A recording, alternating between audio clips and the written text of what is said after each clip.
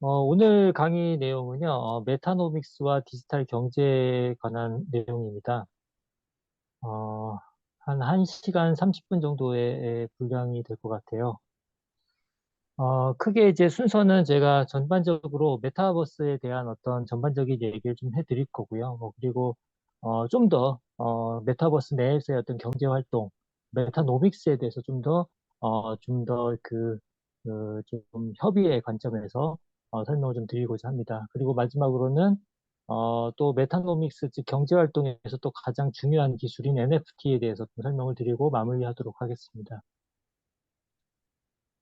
첫 번째는 이제 메타버스에 대한 전반적인 어떤 개념과 유형, 그리고, 어, 그 메타버스가 현재 이제 전 세계적으로, 관심을 많이 갖고 있는 만큼 거기에 참여하는 기업들도 되게 다양합니다. 그래서 그 기업들의 어떤, 참여 동향, 그리고 어떤 기술들, 이런 것들을 좀, 전반적으로 좀 설명을 드리는 시간을 하겠습니다.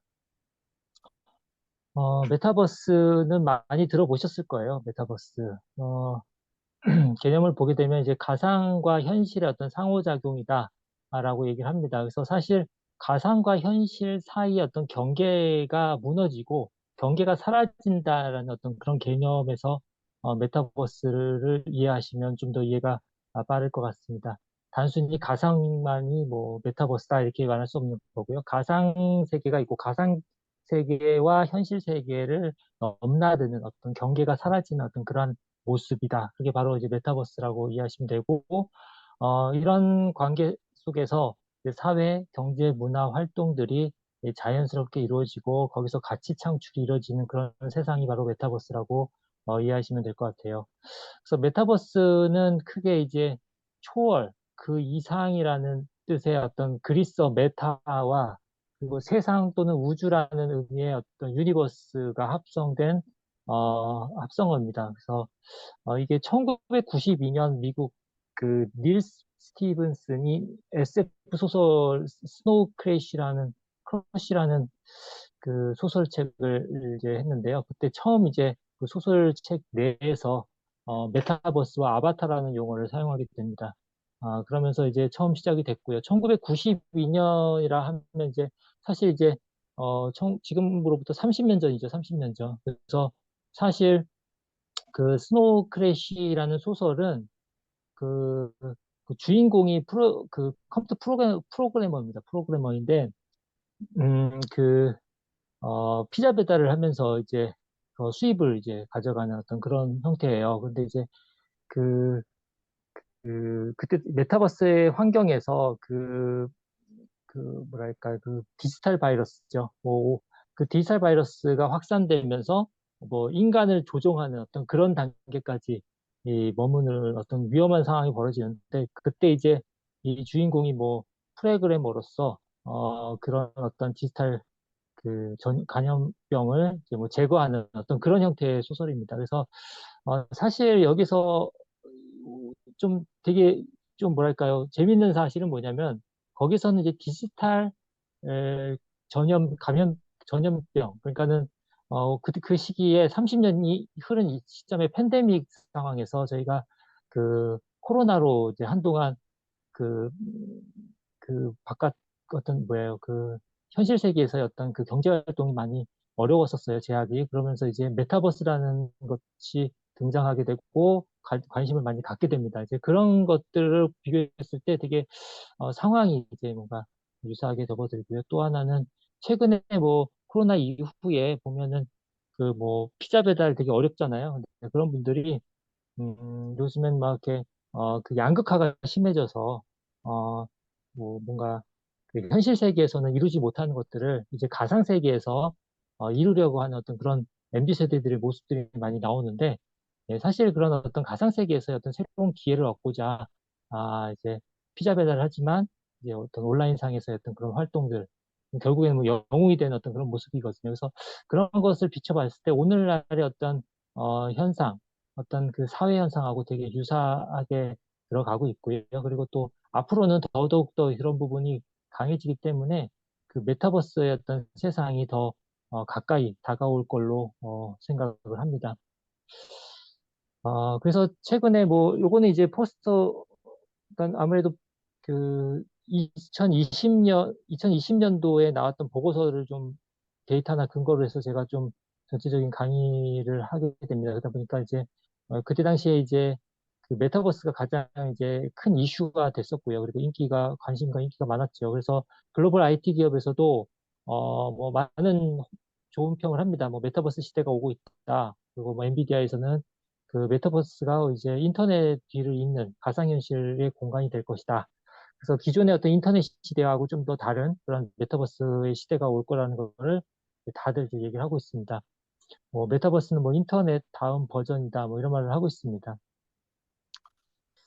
그 메타버스는 그러면은 크게 이제 공간적인 부분에 있어 현실 중심이냐 또는 가상 중심이냐에 대한 어떤 수준에 따라서 약간 구분할 수가 있고요. 또 그리고 정보가 이제 외부 환경에 대한 정보냐, 아니면 개인 개체 간의 어떤 정보냐에 따라서 또, 좀 구분이 됩니다. 그래서 X축과 Y축의 어떤 관점에서 이제 크게 네 가지 유형으로 구분이 되는데요. 이제 첫 번째는 이제 증강현실 부분입니다. 그래서 증강현실은, 뭐 잘 아실 거예요. 그렇죠?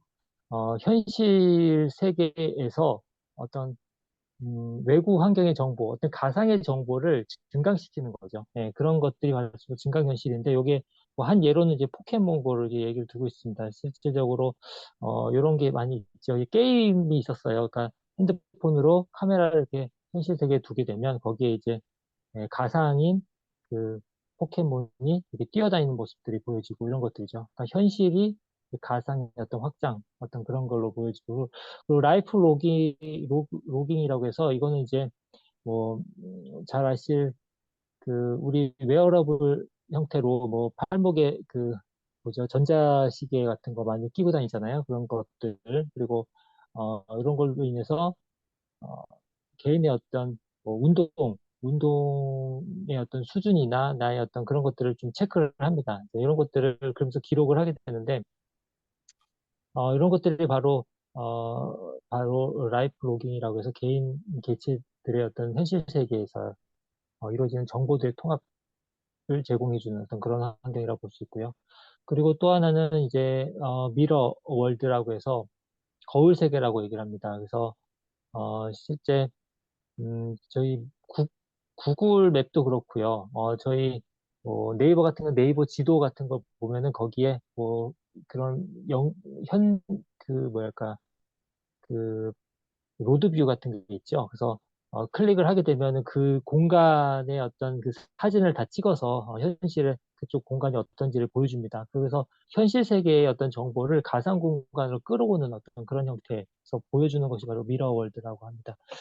그리고 버추얼 월드는 이제 가상 세계죠. 가상 세계로서 뭐 과거에는 이제 뭐 세컨드 라이프라는 어떤 가상 공간이 있고 최근에는 뭐 제페토부터 해서 되게 많습니다. 그렇죠? 그리고 뭐 게임으로도 뭐 로블록스라는 게임도 있고요. 다양한 어떤 가상 공간에서 어떤 게임이든 아니면 커뮤니케이션, 즉 SNS 이런 어떤 소통 공간들 이런 것이 바로 가상 공간이라고 가상 세계라고 얘기할 수 있겠습니다. 그리고 또 최근에는 그 네 가지 유형들이 독립적으로 이렇게 발전해 오다가 이제 상호 간의 어떤 융복합 형태로 이제 진화하고 있습니다. 그래서 라이프 로깅 같은 경우는 저희가 이제 손목에다가 또는 뭐 여기서는 이제 그 그러니까 AR 글래스라고 해가지고 이렇게 딱 그 선글라스 같이 끼면은 이제 거기에 이제 영상이 보이는 형태입니다. 그래서 사실 이게 뭐 또 컴퓨터하고 또 자기 모바일하고 연동이 되겠죠. 연동이 돼서 어떤 그 달리기를 할 때 이제 가상으로 본인만 보이는 거죠. 그냥 가상으로 그 같이 뛰어주는 어떤 그 러너가 있는 거죠. 고스트 페이서라고 해가지고 뭐 마라톤 같은 거 쓰면 페이스메이커죠. 페이스메이커. 그런 어떤 마라톤에서 같이 뛰어주고 같이 경쟁이 돼주는 어떤 그런 역할을 해주는 것이 가상으로 이제 보이게 되는 거고요. 이제 그러면서 이제 나의 어떤 그 뭐 속도 그리고 뭐 호흡과 맥박 이런 것들 정보들이 이제 라이프 로깅 형태로 데이터가 다 이제 모바일에 이제 예, 축적이 되는 거고 이제 그런 것들을 분석해서 운동의 어떤 효과를 더 측정한다거나 뭐 이런 어떤 형태로 발전하고 있습니다.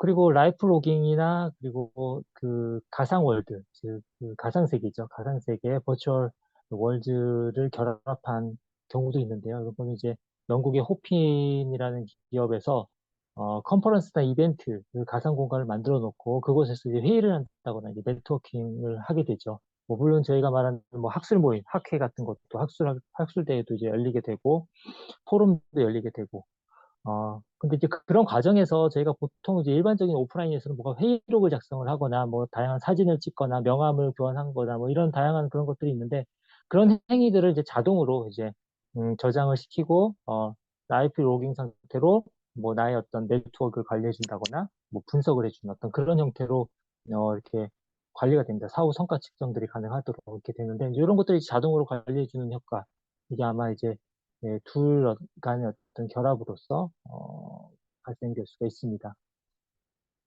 뭐 그 밖에도 이제 뭐 가상 세계와 미러 월드 즉 어떤 그 거울 세계 간의 어떤 결합으로서 이제 구글 어스 이게 VR 같은 거 이게 사실 요 왼쪽에 보이는 요 그림인데요. 사실 저도 이제 가끔 이제 지도 이제 이렇게 다니다 보면은 이제 목적지를 찾고 이동할 때 또는 뭐 식당을 찾을 때 구글 맵을 많이 사용을 해요. 아니, 구글 맵이 아니라 저기 뭐 네이버 지도를 많이 사용하는데 이제 그때 보면은 이게 되게 이차원적인 지도 모양이다 보니까 내 위치와 지금 현재 위치가 이제 확인하는데 좀 한참 시간이 걸립니다. 근데 그런 게 요거 같은 경우는 증강 형식이기 때문에 현재 카메라를 두게 되면 바로 이제 오른쪽으로 갈지 왼쪽으로 갈지 뭐 이런 것들 지도가 같이 결합이 돼서 보여주는 거죠. 그러다 보니까 더 쉽게 내 길을 찾을 수 있는 어떤 그런 기능이라고 볼 수 있는데, 이런 어떤 서비스도 제공이 되고 있고요. 그리고 또 요거 같은 경우는 그 AR이 아니라 이제 VR과 이제 구글 얼스와의 결합입니다. 그래서 사실 그냥 내 자신이 그 가상으로 그 지도상에 이제 들어가는 어떤 그런 모습을 띄우는 것이 바로 어, 구글 맵과 구글 어스와 그리고 VR과의 어떤 결합인 거죠. 그래서 이런 모습을 띄고 있습니다. 뭐 주요국들의 어떤 메타버스 정책 동향을 간단하게 보면은 이제 미국에서도 이제 XR 기술에 대한 어떤 투자를 많이 하게 되고요. 특히나 이제 안전과 국방 분야에 좀 더 집중해서 투자하는 경향을 보이고요. 그리고 유럽, EU와 이제 유럽, 그게 영국 같은 경우는 좀 유사하게도 이제 XR이나 AI 기술, 그뭐 디지털 트윈이라는 기술들을 산업에 적용하는 그런 경향이 많이 보입니다. 산업 쪽에 투자하는 경향이 보이고요. 그리고 중국 같은 경우는 좀 더 다양하게 이제 디지털 기술 전반에 대해서 두루 이제 투자하는 경향이 보입니다. 일본 같은 경우는 이제 웹 3.0이라고 해서 민간 비즈니스에 대한 어떤 지원들이 있고요.